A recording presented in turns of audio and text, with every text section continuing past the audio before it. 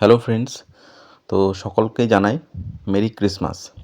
তো অফিস থেকে ফেরার পথে 25শে ডিসেম্বর সেহেতু কেক তো অবশ্যই লাগবে।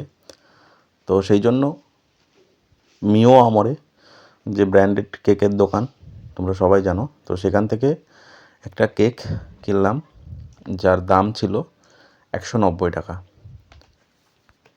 25শে ডিসেম্বর মানে হচ্ছে একটা উৎসব। তো সেই উৎসবের দিনে কেক তো লাগেই।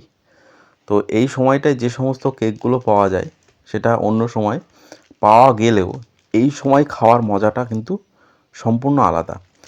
তো আমি যে কেকটা নিয়েছিলাম সেটা হচ্ছে সম্পূর্ণ ফ্রুট কেক। দেখতেই পাচ্ছ যে ওপরের স্ট্রাকচারটা একটু বাদামি রঙের এবং ওপরে কাজু এবং কিশমিশ বিভিন্ন রকম যেসব ফ্রুটসগুলো হয় সেগুলো কিন্তু দেওয়া আছে।